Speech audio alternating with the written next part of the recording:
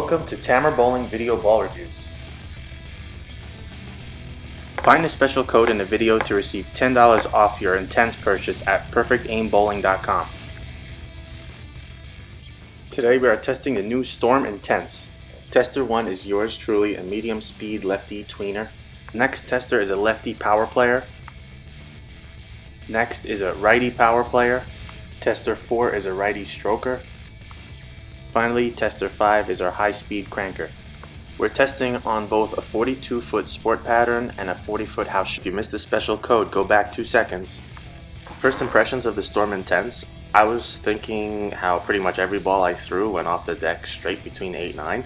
Then I realized this ball has those success factors that Storm is known for. Length, heavy churn, heaviness, and drive through the pins. For value, gave the Intense an 8.5 out of 10. The Intense is a similar formula to the Snap Lock and No Rules Pro. Many bowlers will find the Intense very usable on their typical house shots. Strongish Pro cover gives good length but some mid-lane control, and the core flips and rolls hard the way you expect from Storm. It'll help a lot of bowlers score. Overall, we gave the Storm Intense also an 8.5 out of 10. We'll start on the house shot and get right into it. I'm throwing the ball first on our fresh house shot. Within one ball, I knew where the line was. The ball is clean with that shine, but the R3S cover stock provides some mid-lane read, which gives you the benefit of strong punch down lane. If you look too quick, you might think it's skid flip, but it's not. The mid-lane read and churning of the asymmetric core give that illusion due to max energy transition. This is a characteristic that Storm has been getting right with asym pearls for some time now. Shot after shot went through the pins identically. I'm not that good.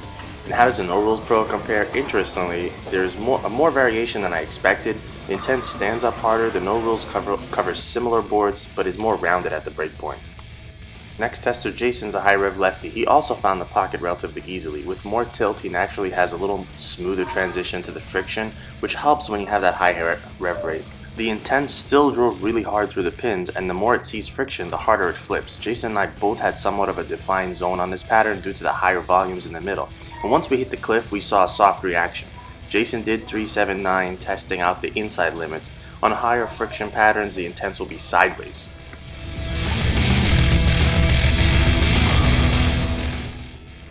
Dave is our rev speed match stroker. These Storm and Roto asyms just plain look great in Dave's hands. Dave's got the ability to keep the line in front of him through the track. The ball still displays at good length, but rarely thinks about being too long in the track.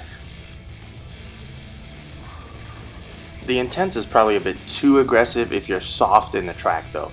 Dave pretty much parked just inside the second arrow out to 6-7 at the breakpoint, and the ball made a very reliable move off that spot and through the pins.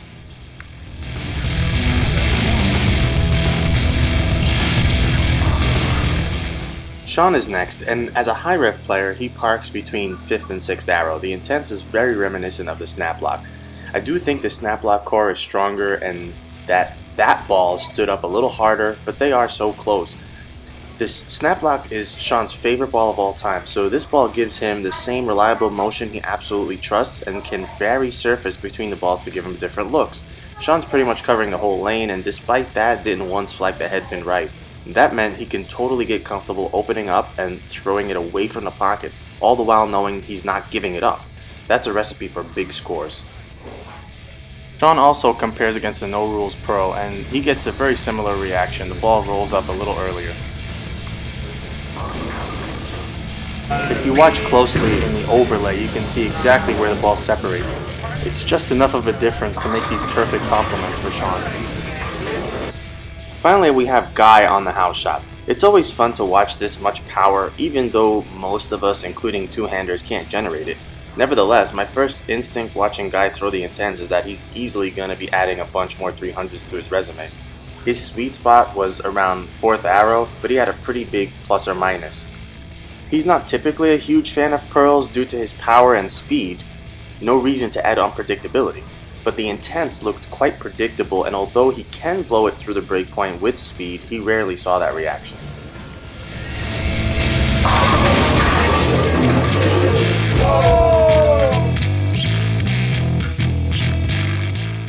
Now onto the sport shot. I started with it shiny out of the box, and as you would expect, found it too finicky. That's the first shot, which was still fun. But I came back to the shot after it had settled a bit with a few games on it, not thinking it would change as much on the left side.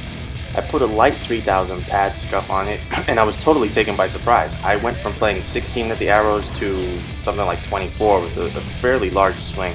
Although I would typically not bother playing that deep, I did see something I really liked with some surface from the Intense. The Intense with the R3S became a really strong mid lane ball while still having a big punch down lane. The solids typically don't store that kind of energy, so it was a bit of a revelation. More volume or on fresh might be really where the surfaced Intense shined on tough shots. Jason was next, and he maintained the shiny out-of-box surface. You can see that even with the shot broken down a bit, shiny was not totally the way to go. The move at the breakpoint was somewhat unpredictable, not wildly, but not enough for carry.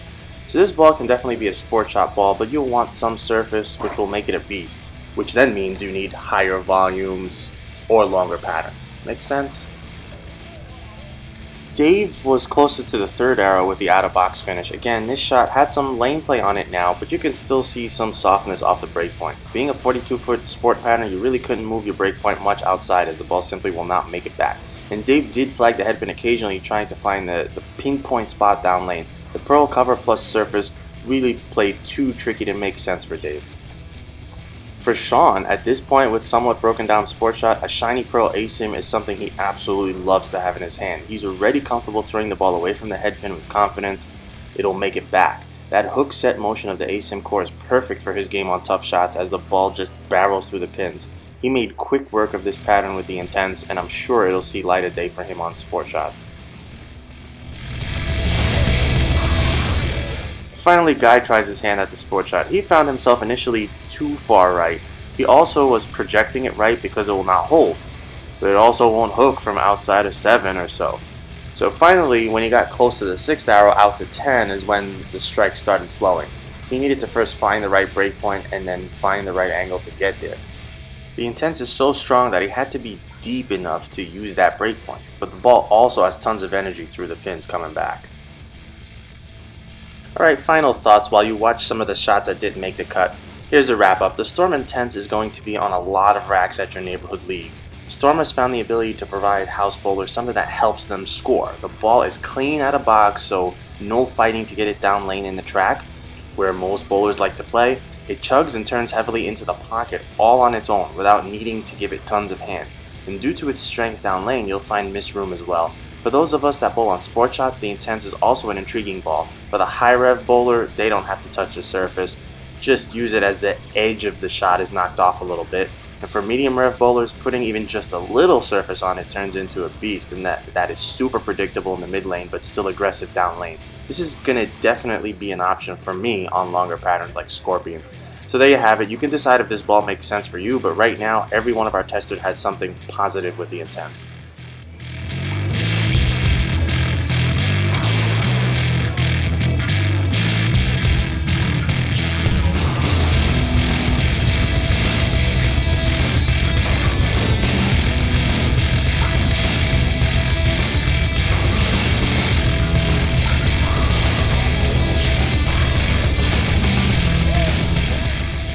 Thank you for watching Tamer Bowling Video Ballroom.